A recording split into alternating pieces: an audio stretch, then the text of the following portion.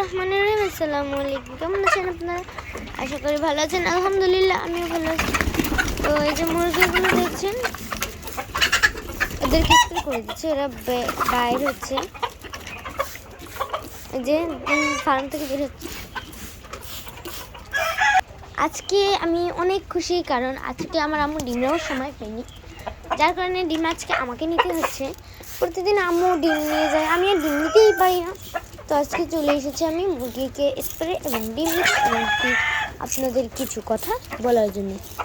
তো আজকে যে বিষয়ে আলোচনা করবো সেটা হচ্ছে, আমি যতক্ষণ ডিম নিচ্ছি ততক্ষণ আপনাদের সেই বিষয়টা বলে দিচ্ছি।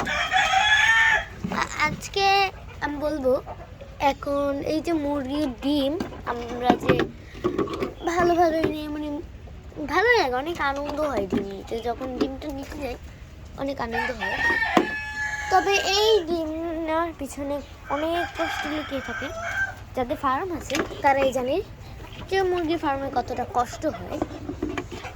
তো এখানে ডিমের পাত্র ধোয়া লাগে, তারপরে সেটা পরিষ্কার করতে হয়, এবং খাবারের পাত্র যদি ময়লা ঢুকে থাকে তারপর এটাকে এরকম করে ফেলতে হয়।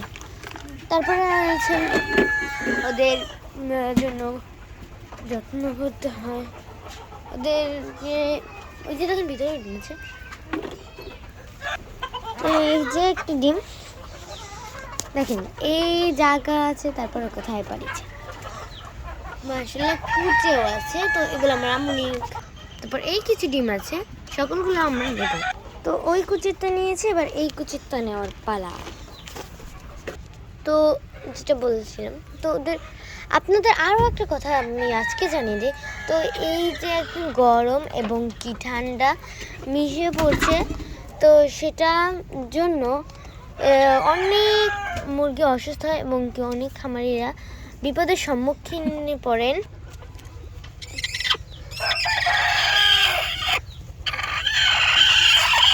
আজকে দেখছি কিছুই বলছে না। তো এই মুরগিগুলো ডিম না খেয়ে ফেলে, মানে অনেক।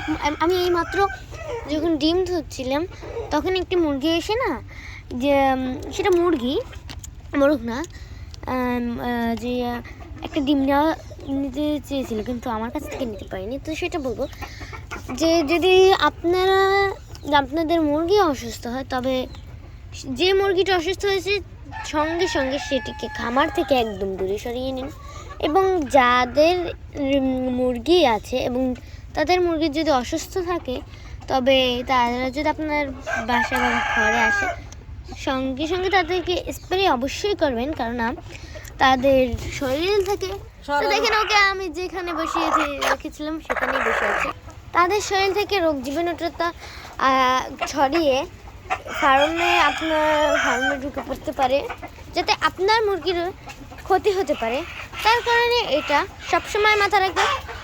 তারা আসলে সঙ্গে সঙ্গে স্প্রে তাদের হাতে এবং পায়ের তলিতে মারবেন, যার কারণে মানে জীবাণুটা না ঢুকতে পারে। এবং কি মুরগিকে প্রতিদিন সকাল এবং কি বিকাল, রাত এগুলোর আপনারা স্প্রে দেবেন, জীবাণুনাশক স্প্রে। তো আজকে পর্যন্তই।